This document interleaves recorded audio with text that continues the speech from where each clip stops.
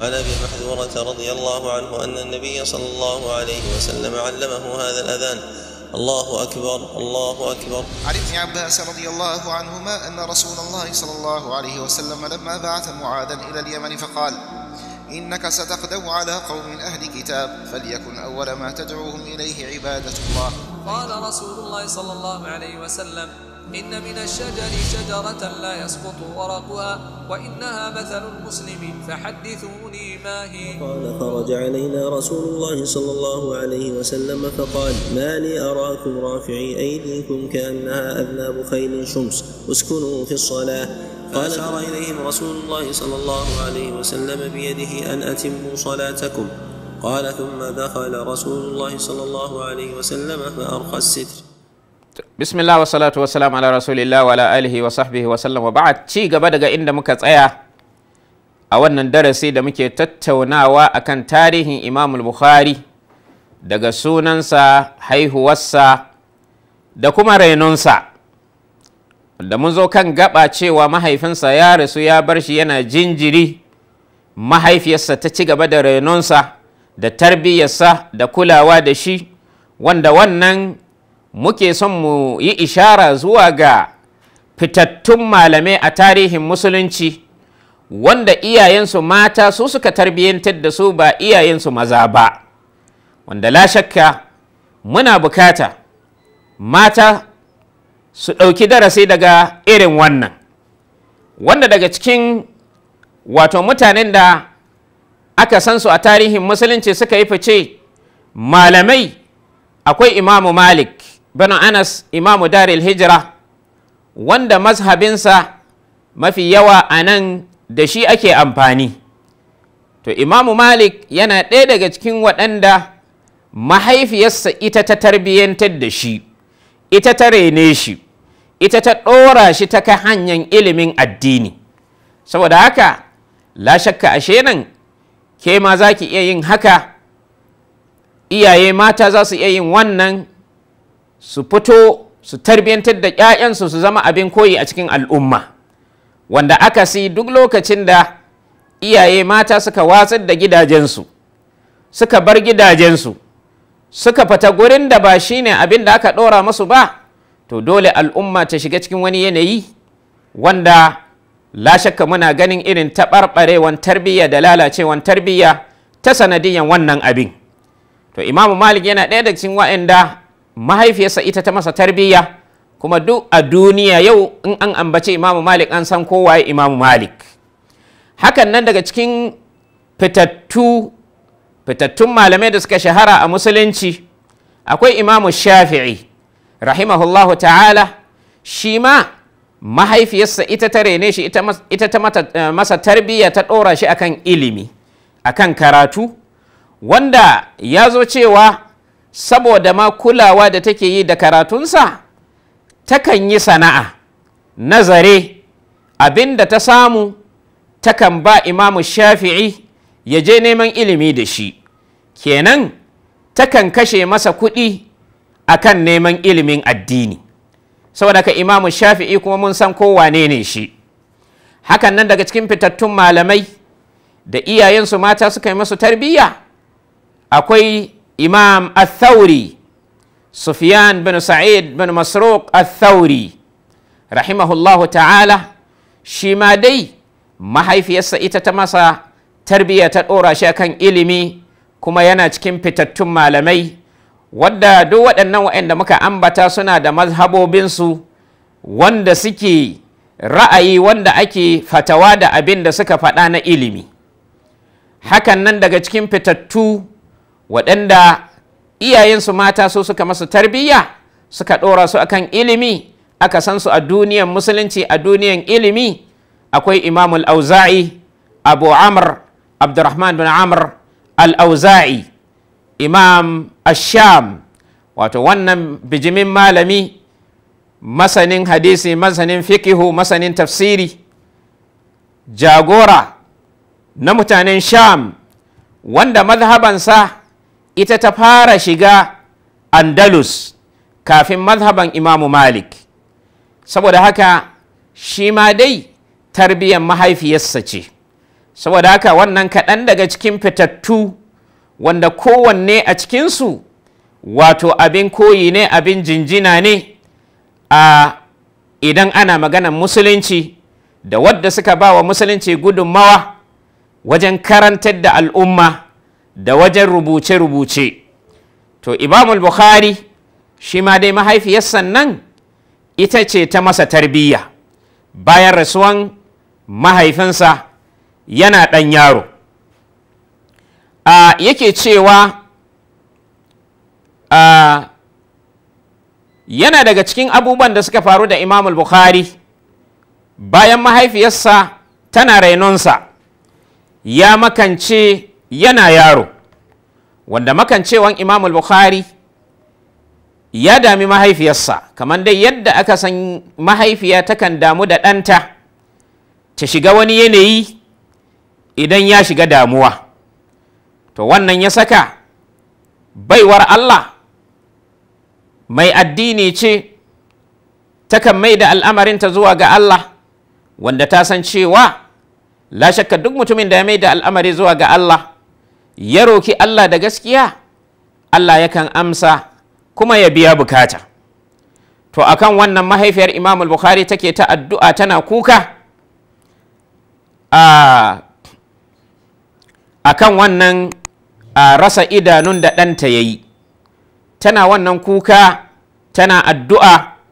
Wata rana tana bacci cikin dare sai ta ga annabi Ibrahim alaihi salam a mafarki, sai yake ce mata, ya mata bishara da cewa Allah ta'ala ya mayar wa ɗanta da ganinsa da idanunsa. Wannan yake ce mata sababi kuma saboda yawan addu'an da kike masa, wanda la shakka hadisi ya tabbata sahihu Muslim daga cikin addu'a ya zo a cikin sunan na Abu Dawud, daga cikin addu'o'in da ake karɓa wanda ya zo a Bukhari da Muslim. Qissan Jurayj yana cikin addu'an da ake karɓa, addu'an iyaye ga ‘ya'yansu. Saboda ka wannan yawan addu'a da take yi da mai da al'amari zuwa ga Allah da nuna damuwa da yawan kuka, Allah ya amshi addu'arta ya mayar wa ɗanta da idanuwansa. Shine annabi Ibrahim alaihi salam ya mata bishara da wannan, ya kuma gaya mata sanadin da ya sa haka, saboda wato yawan addu'a, a wata riwaya yawan kukan da take yi, wanda wannan magana akwai waɗanda suka ruwaito wannan magana a cikin littattafansu, kaman akwai Gunjar a littafin da ya na tarihin garin Bukhara, hakan nan Al-Laka'i a cikin littafinsa Sharhu Sunna, inda yake bayani a babin da ya zo na babin bayani akan karamomin da waliyai suke da shi, ana nufin waliyan Allah, wanda wannan ya nuna cewa mahaifiyar Bukhari waliya ce, saboda Allah ya amshi addu'arta ya mayar wa ɗanta da ganinsa. Saboda haka bayan Allah ya mayar masa da ganinsa, abinda ta ɗora shi a kai shi ne kamar yadda Firabri, wato ɗaya da cikin ɗaliban Imam al-Bukhari Muhammad bin Yusuf al-Firabri ya ce, sami'tu Muhammad bin Abi Hatim, naji Abu Ja'far Muhammad bin Abi Hatim wanda shine sakatare na Imam al-Bukhari yana cewa, sami'tu al-Bukhari yaqul, naji Imam al-Bukhari yana cewa, anan yana bayanin bayan mahaifiyarsa ta tarbiyantar da shi, ta ɗora shi ta hanyar ilimi, ta ɗora shi zuwa islamiyya. Ba wai yau iyaye yadda suke yi kallo take yi ya ɗanta zai zama ya yi fice a duniya akan abin da ya shafi wato ilimin duniya. La shakka ba laifi ba ne, amma dai wallahi in kina son ɗanki ya yi tausayinki, ya zama mutumin kirki, al'umma ta samu wato moriyarsa a bayanki da kina da rai, ya ji tausayinki, ki ɗora shi akan ilimin addini. Farkon abin da za ki ɗora shi ki ɗora shi akan karatun alƙur'ani, ki ɗora shi akan haddan alƙur'ani, ki ɗora shi akan sanin hadisan manzon Allah sallallahu alaihi wasallam. Wannan shine abin da mahaifiyan Imam Bukhari ta ɗora shi a kai. Wato ga abin da Imam Bukhari ke cewa, kamar yadda wannan sakatar ɗinsa yake ruwaitowa, yake cewa ya ƙulu ulhimtu hifzal hadithi, an mani ilhama wato wajen haddan hadisi. Allah ya masa baiwa da haddan hadisan manzon Allah. Wannan duk ya biyo bayan ya haddace alƙur'ani. Wa ana fil kuttabi, a lokacin ina makarantan allo, ina makaranta na karanta wato alƙur'ani. Qultu, shi wannan Muhammad bin Abi Hatim yake ce masa, wa kam ata alaika idzaka, a lokacin kana ɗan shekara nawa Allah ya maka baiwa da haddan hadisan manzon Allah sallallahu alaihi wasallam. Yake cewa faqala 10 sinin aw aqal, yace a lokacin ina ɗan shekara 10 ko kasa da haka. Kaga kenan kafin nan ya haddace alqur'ani. La shakka babu abin da zai gagara, ba wai wani abu suka sha ba, illa za mu ji dai sababi na irin yanayin gidan kansa daga mahaifin da mahaifiyar, wadda wannan ya yi tasiri akan ƴaƴan nasu. Saboda ka Imam Bukhari yake cewa tun daga wannan lokaci Allah ya masa baiwa da haddace hadisan manzon Allah sallallahu alaihi wasallama, ba wai matani ba, hadda fa irin wancan da isnadi ake haddacewa, yaji har zuwa ga annabin Allah, sa'an nan ya faɗi matanin hadisin. Imam Bukhari ya ci gaba da bada labarin cewa thumma kharajtu min al-kuttabi faja'altu akhtalifu ila ad-dakhili wa ghayrihi. Yace bayan na kammala karatu a makarantar allo, an yaye ni a makarantar allo, sai na kasance nakan tafi gurin malamai ɗaukan ilimi, malamin zaure kenan na garin Bukhara. Daga cikin malamin da suka yi fice aka san su akwai mai suna ad-dakhili da ma sauran malamai na garin Bukhara. Ina zuwa ɗaukan ilimi a gurinsu, nakan halarci majalisinsu. Faƙala yauman, to shi wannan ad-dakhili yana karantar da mutane, sai wata rana ya ce, fi ma kana ya ƙara'u linnasi, daga cikin abin da yake karantar da mutane ya karanta wani isnadi. Ga yadda ya karanto isnadin Sufyan an Abi Zubair an Ibrahim, ya karanto isnadin cewa wannan hadisi ko wannan abin da zan faɗa ga hanyar da ya biyo. Sufyan ya ji daga Abi Zubair, Abi Zubair ya ji daga Ibrahim. Imam Bukhari yana majalisin, faƙultu, sai na ce, inna Abu Zubair lam yarwi an Ibrahim. Sai na ce wa malamin ad-dakhili, na ce masa Abu Zubair da ka faɗa bai ruwaito daga Ibrahim ɗin da ka ambata ba, saboda wannan duk tsantseni wajen kada ka jingina wa mutum abin da ba nashi ba. Tace labari da jingina abu zuwa ga wanda ya cancance shi, jingina magana amana ce ilmiya, wannan shi ake kira amana na ilimi. Idan akwai abin da ka ɗauko, to ka jingina shi zuwa ga wanda ya faɗi maganar, wannan shine ka sifantu da amana na ilimi. Saboda haka Imam Bukhari da ya ji wannan, kuma jama'a yake karantarwa, wanda ba rashin tarbiyya ba ne. Saboda idan Imam Bukhari watakila ya bari sai an tashi, watakila wani ba zai sake dawowa majalisin ba. Saboda haka tunda ɗalibai ne kuma za su yada wannan ilimin, kar a je a tafi a yada wannan kuskure. Shi yasa Imam Bukhari bai yi shiru ba, kuma bai je ya sirranta masa ba, ko ya bari sai an tashi ya same shi a gefe ya faɗa masa. Wannan ba rashin tarbiyya ba ne, wanda wannan zai samu asali hadisin da ya tabbata Bukhari da Muslim, hadisin Abi Sa'id al-Khudri, kissansa da Marwan bin al-Hakam lokacin da suka fito ranar Idi. Lokacin Marwan shine gwamnan Madina, suka zo masallacin Idi ga mimbarin da Kathir ya gina, wanda za a yi huduban Idi a kansa, wanda abin da aka sani ya tabbata a sunna shine akan yi sallan idi kafin a yi huduba. Wannan shine annabin Allah abin da yake yi, haka Abubakar, haka Umar, haka Uthman.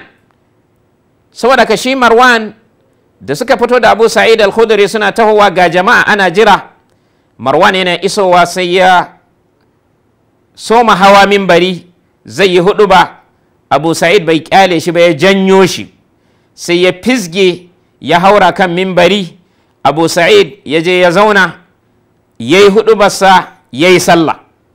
Da ya idar da sallah sai yake bayanin dalilin da ya sa ya yi haka. Mahallu shahid dai a nan shi ne inkarin da Abu Sa'id ya masa a gaban mutane na janyo shi, bai kyale shi ya hau mimbarin ya yi huduban sa'an nan ya masa inkari ba, saboda jama'a su fahimci cewa wannan abin da ya yi ba daidai ba ne. Saboda ka Imam Bukhari rahimahullahu ta'ala ya ce masa a wannan malamin nasa cewa Abu Zubair fa bai ruwaito daga Ibrahim ba, shi kuma malamin fantaharani sai ya yi mani tsawa, ya mani fada. Faƙultu lahu, da ya mani fada ban yi shiru ko na fusata ba, sai na ce masa, irji ilal asli in kana indak, idan kana da littafin da ka rubuta wannan hadisin da kake karantawa a rubuce, to ina roƙonka ka koma ka duba littafinka, don yanzu kana karantawa ne a haddace. To ka koma ka yi bincike ka duba, watakila ka tarar da abin da na faɗa. A nan malamin bai yi girman kai ba, wanda wannan yake gwada alakan ɗalibi da malami, ba wai ya zamana kaman mushe ne a gaban malaminsa, saboda wannan ke gwada cewa shine tarbiyya ba. A'a, malami ya yadda za a iya masa gyara, ɗalibinsa zai iya masa gyara, ɗalibinsa zai san wani abin da bai sani ba. Wanda annabin Allah sallallahu alaihi wasallama wani lokaci yakan yi abu, sahabbansa su ba shi shawara, su yi gyara a ciki. Ina ga wanda ba annabin Allah ba, sahabban manzon Allah haka suke, zai yi abu a kuskure, wani na kasa ya gyara masa, saboda haka ba laifi ba ne.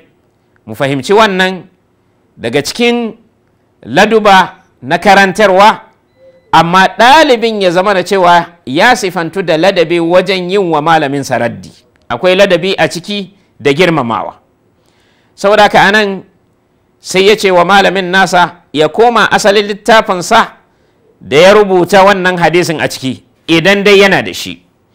Malamin bai yi girman kai ba, fa dakhala fa nazara fihi, sai ya shiga ya duba, ya leƙo littafinsa wanda ya bar shi a cikin gida, ya binciko wannan hadisin a ciki. Thumma raja'a, da ya leko da ya dawo faƙala sai ya ce, kaifa huwa ya gulam, yaya abin yake? To dai ina ga lokaci ya cin mana a nan, za mu ji abin da ya gudana na tsakanin Imam Bukhari da wannan malami bayan ya leko ya gani me ya gani. Shin shi ke da gaskiya ko Imam Bukhari? A biyo mu a darasi na gaba a ci gaba da tarihin wannan bijimin malami wanda la shakka ya sadaukar da rayuwarsa wajen hidima wa addinin musulunci, hidima wa hadisan manzon Allah, ya gadar mana da wannan alkhairi mai yawa. Allah ya saka masa da alkhairi. Da wannan nake cewa subhanakallahumma hamdik, ashhadu an la ilaha illa anta, astaghfiruka wa atubu ilaik. Wassalamu alaikum wa rahmatullahi wa barakatuh. الله أكبر الله أكبر. عن ابن عباس رضي الله عنهما أن رسول الله صلى الله عليه وسلم لما بعث معاذا إلى اليمن فقال: إنك ستغدو على قوم أهل كتاب، فليكن أول ما تدعوهم إليه عبادة الله. قال رسول الله صلى الله عليه وسلم: إن من الشجر شجرة لا يسقط ورقها، وإنها مثل المسلم، فحدثوني ما هي. قال: خرج علينا رسول الله صلى الله عليه وسلم فقال: ما لي أراكم رافعي أيديكم كأنها أذناب خيل شمس، اسكنوا في الصلاة. فأشار إليهم رسول الله صلى الله عليه وسلم بيده أن أتموا صلاتكم. قال: ثم دخل رسول الله صلى الله عليه وسلم فأرخى الستر. قال: فتوفي رسول